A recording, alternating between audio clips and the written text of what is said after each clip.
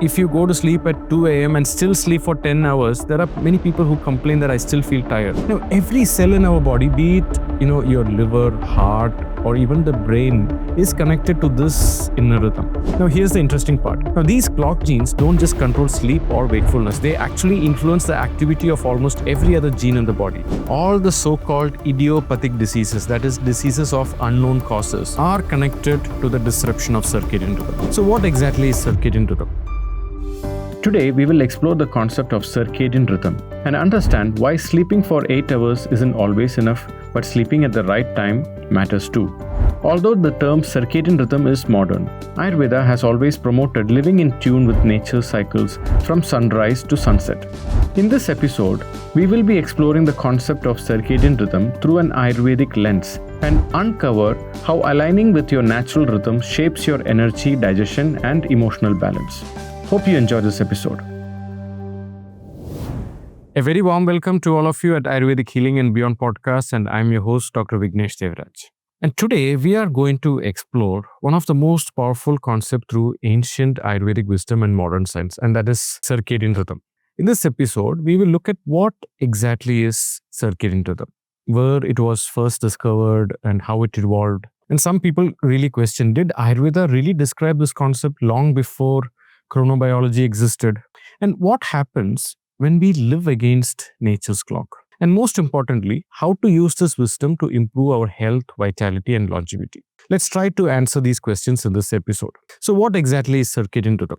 The term circadian comes from the Latin phrase circa diem, which means around a day. So circadian rhythm literally means a rhythm of a body in 24-hour cycle. So it is our body's internal 24-hour biological clock, which regulates when we sleep, wake up, digest, or secrete hormones, and even repair our tissues. So let's go a little deep into this. At the center of our hypothalamus lies a tiny cluster of neurons called the suprachiasmatic nucleus, which responds to light and darkness.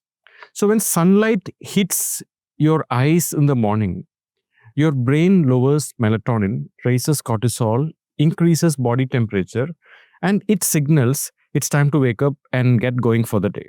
Same way at night, the darkness will trigger melatonin release, cooling the body and preparing for rest and repair with deep sleep. Now, every cell in our body, be it your liver, heart, or even the brain, is connected to this inner rhythm. Now, let's see where this concept evolved in Western countries. In the 17th century, there was a French astronomer named Jean-Jacques. You can Google his full name. He placed a mimosa plant in total darkness, yet observed that the leaves continue to open by day and close by night. Now, that was the first scientific documented evidence of an internal biological clock in a Western country. And then fast forward to 1959, a Romanian-born American scientist, Franz Halberg, he coined the word circadian and founded the science of modern chronobiology. Today, he is considered as the father of chronobiology. Now, very recently, in the year 2017, the Nobel Prize in Medicine was actually given to 3 American scientists for discovering something called the clock genes. Now, these aren't just any ordinary genes. They are literally the timekeepers inside our body. Now, they are the reason why we wake up, feel hungry, feel sleepy, and perform better at certain times of the day. Now, they keep our inner rhythm ticking every single day without us even realizing it. Now, here's the interesting part.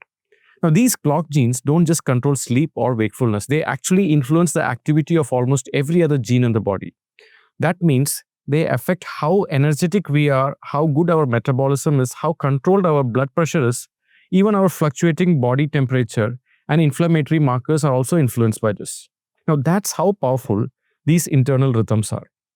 And when our body clock gets out of sync, like during jet lag or night shifts, or when we stay up scrolling on our phones till late at night, this mismatch can lead to serious trouble. Now, there are studies that shows it's linked to mood disorders, metabolic issues, and even increased risk of cancer. Now, coming to the question, did Ayurveda speak of circadian rhythm? Yes, in fact, quite deeply. Instead of just a word like circadian rhythm, Ayurveda goes much deeper and uses multiple concepts like dinacharya, a guide to your daily routine, ratricharya, your nightly regimen, and concepts like ahara kala, your food consumption timing. For the purpose of this episode, we are going to understand the connection between our circadian rhythm and our sleep, and how important it is to sync our sleep to this rhythm. Now, in fact, there are various clear explanations how staying awake late at night leads to various diseases. For example, in the Ayurvedic textbook Ashtanga Hridayam, there is a quote, Ratrau Jagarnath Kshamaha Pitavayubhyam Abhihanyade, which means by staying up late during the night, one becomes weak and is afflicted by the aggravation of Pitta and Vata. This is in fact one of the most terrible combinations, Pitta and Vata both going up. Likewise, in Madhava Nidanam, it says that both sleeping during daytime and keeping awake at night are causes of Vata Rakta. Now, Vata Rakta is the name given to a disease spectrum that's closest to modern day autoimmune diseases that we see today. Now, modern research on circadian disruption now confirms exactly this. Irregular sleep increases inflammation and disturbs immune intelligence. In fact, my hypothesis is that all the so-called idiopathic diseases, that is, diseases of unknown causes, are connected to the disruption of circadian rhythm. Hello everyone, today I would like to share an information about our upcoming 14-day immersive Ayurvedic retreat in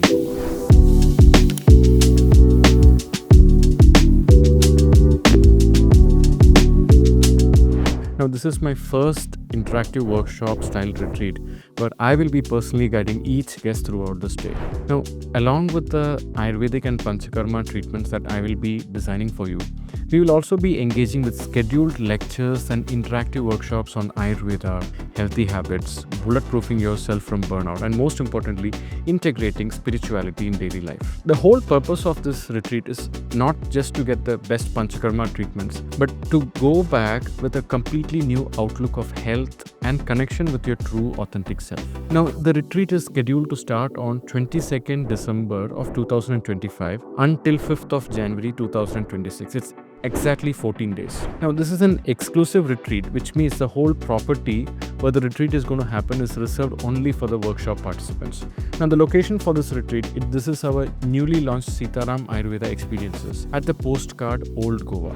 Now, as we have only 6 rooms here, we can only take up to 10 guests maximum to ensure personalized attention and privacy to each of our guests. Now, one of the first advices in Ashtanga Hridayam is to become a morning person in order to have a life filled with longevity and vitality. Now, let's understand why. In Ayurveda, this morning time is called Brahma Muhurta, the time of creation and clarity, between 4:30 a.m. and 6 a.m. Now, at this time, Vata is high, the mind is light, intuitive, and clear. This is when the melatonin comes down and cortisol gently rises. This is a perfect window for meditation, study, spiritual reflections. In fact, there are various modern research supporting that becoming a morning person supports mental focus, bowel rhythm, and hormonal balance. So, how do we exactly align and live with circadian rhythm? So, the first step, have a consistent sleep schedule. The more consistent you are, it will make you look younger and improve your metabolism. Now, second step, avoid caffeine first thing in the morning and after 3 p.m. Try to have it after 1 hour after you get up. And try to limit exposure to bright light and blue light post 8 p.m. And also try to hit the bed latest by 10 p.m. And during the daytime, limit napping not more than 20 to 30 minutes and try to keep it before 3 p.m. The more later you have the nap, the more challenging it will be to have a deep sleep at night. Also, make sure that your eating time and sleep and wake up time, the more consistent it is, better it can contribute to improve your metabolism and overall health.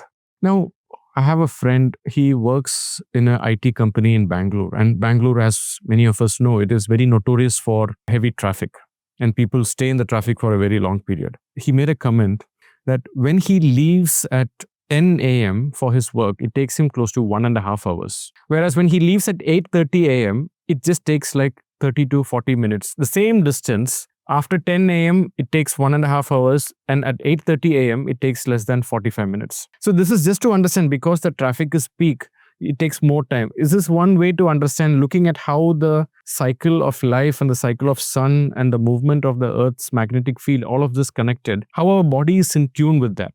Same like, if you want to dry your clothes, wet clothes, if you put it up at night, it's going to be challenging to dry. Whereas if you put it at the midday sun when it's hot, drying comes very quickly.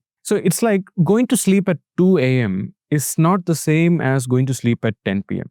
And it's not just how many hours you slept, it's also what time you went to sleep, and at the same time having the number of hours of deep sleep. That is what actually counts. So if you go to sleep at 2 a.m. and still sleep for 10 hours, there are many people who complain that I still feel tired. So it's very important you go to sleep at 10 p.m. and still have that 6 to 8 hours of good night's sleep. That is how it counts. Now, when people come to my retreat, Sitaram beach retreat or the mountain retreat, one thing that they say is, after 8 p.m., there is no television exposure to any lights.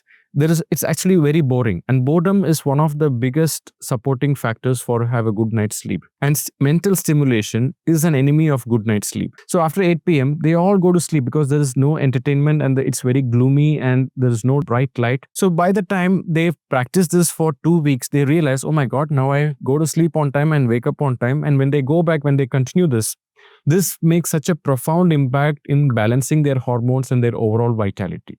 Once you understand how powerful aligning with circadian rhythm is and know what it can do to your health and vitality, you will learn to prioritize your food and sleep schedule, and you can redesign your day-to-day activities around this. Always remember, if it costs your health, it's not worth it. Hope you enjoyed this episode. Please share it with someone who may need it.